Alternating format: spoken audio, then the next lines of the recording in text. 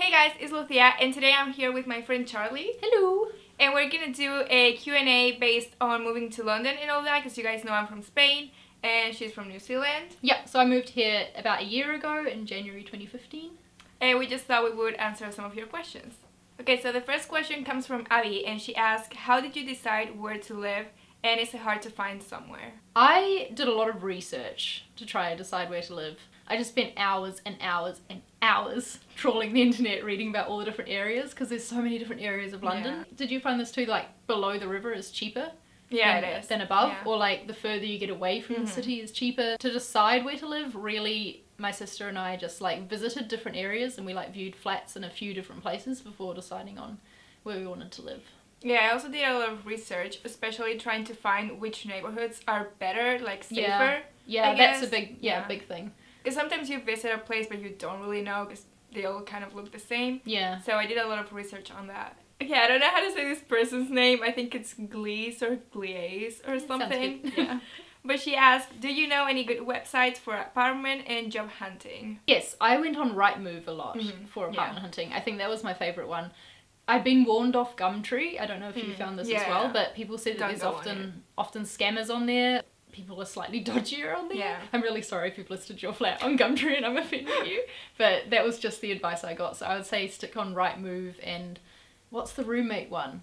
Spare Room. Spare Room, yeah. I used that one when I first moved here. Yeah, and it was fine. Yeah, and for jobs I just think Indeed and LinkedIn. I haven't really hunted for a job in London, so... You're lucky. Yeah, I just visited websites of the companies that I thought I might want to work for.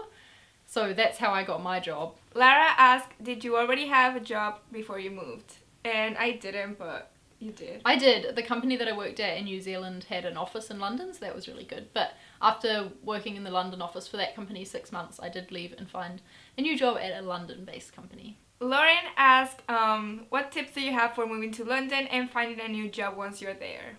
I would say search on all the job websites, like we were just talking about, for ones that, you know, think might suit you. I don't know if London's any different to any other place in the world for finding a job. Yeah, I don't think it is. Yeah. I think this could be a whole other video just on itself, but one thing you need to know is what you're actually looking for, because there are so many different jobs. If you know something specific, I think it's going to be easier.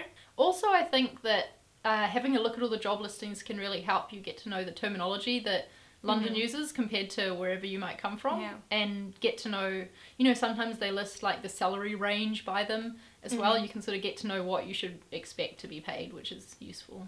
Yeah, it's a good one. The next one comes from Borja and he asked, how did you get your budget to find accommodation and how did you set a bank account in the UK?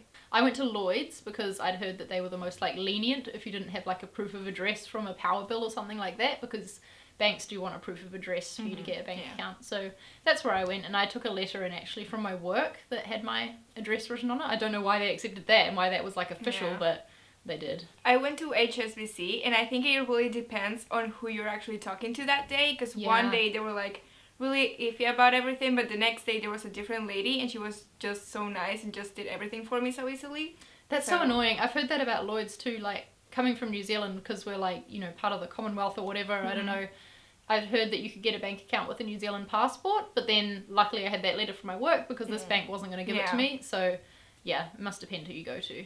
For budget for accommodation, it really comes down to like how much money you have, right? Yeah. Like, and how do you want to live? Yeah, that too. Yeah. Because you could spend not much and live somewhere completely terrible, but that wouldn't be much of a way to live. So, you know. A lot of people do it though, so. Yeah, a lot of people do it, and it depends. Maybe if you're the kind of person who likes going out all the time and you'll hardly be home anyway, then that would be, you know, fine for you. I don't know if you did, but we found that we had to increase our budget as we looked and realised that, you know, the idea we had of how much we'd spend, we weren't going to get the kind of place we were after for that, so we had to increase it. Yeah, that happened to me too. Yeah. Unfortunately. Yep.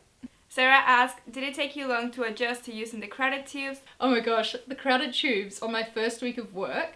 So I was getting on at Clapham North and the tube arrived and it was packed full, like everyone was already like crammed in against the doors, and I was like, how am I going to get on this thing? And I waited like 5 tubes before I could get on. And then you were like, okay, I just have to do it. Yeah, and then you realise that you just have to like squish yourself on there. Yeah, rush hour on the tube is scary, but you know, you have to do your bit at like moving down the carriage and like letting people on and just being a good citizen.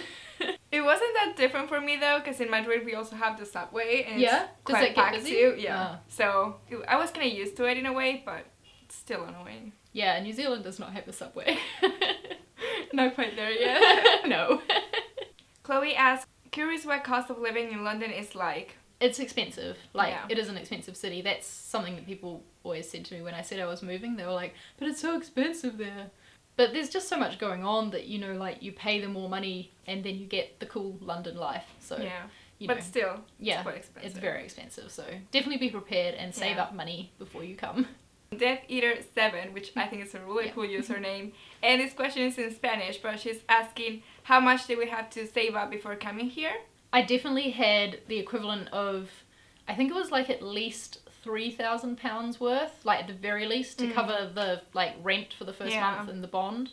But because I had a job to come to, I didn't have to save as much because I knew I was going to be paid. Yeah, I think for me, I kind of thought about how much I would spend in 1 month plus the deposit, and I had like the equivalent of like 3 months, I think. That's good. To be safe, just in case I couldn't find a job or something. Yeah, that's definitely smart. I think if you're job hunting, definitely allow yourself a few months of like, you know, runway.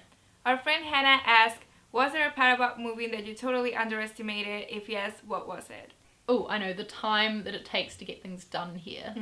Like, in New Zealand, things move pretty quickly. Like, you know, you go to the bank and you get a bank account right then and there. Here, I don't know, that took a long time, and getting your NIN number took a long time, and even getting my job organised, even though I had a job to come to, just getting the contract sent over took so long. I don't know why things move slower here, but maybe just watch out for that. Yeah, there's a lot of paperwork for everything. Yeah, so. paperwork for absolutely everything. Yeah, it takes a long time. I think it's kind of the same for me. It's just how long everything takes.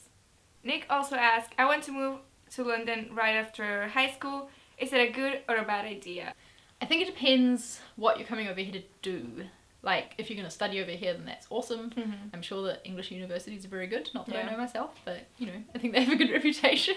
It could be hard if you've never lived on your own before to move completely on the other side of the world from your family. I think it's a good idea just because it's right after high school, so you're not in the middle of doing something. That's a good point. But at the same time, if you've never lived on your own, or it's just gonna be harder for you, then maybe wait a couple years and then come. But I do think it's a good idea to come right after you've done something, so like right after high school or right after university. Yeah, because when I left New Zealand, it was like, I didn't have a particular end point, you know, I was working in a good job, there was no real reason for me to leave apart from I just wanted to, so I guess if you've got a certain thing that can make you like move, that's awesome.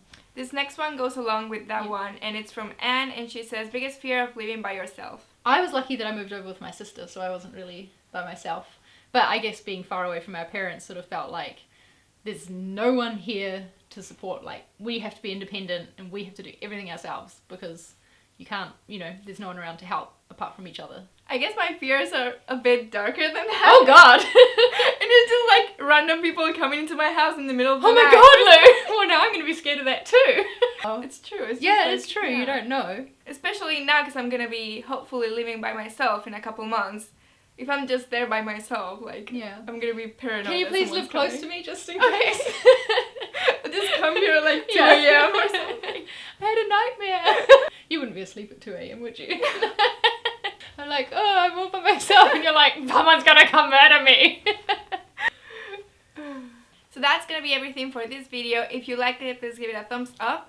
And also don't forget to go to Charlie's channel and check out her video there. Yeah, we answered, if we didn't answer your questions in this video, then we probably answered them over in mine, so go check it out. Don't forget to subscribe to both of us, and I will see you guys later with another video. Bye! Bye.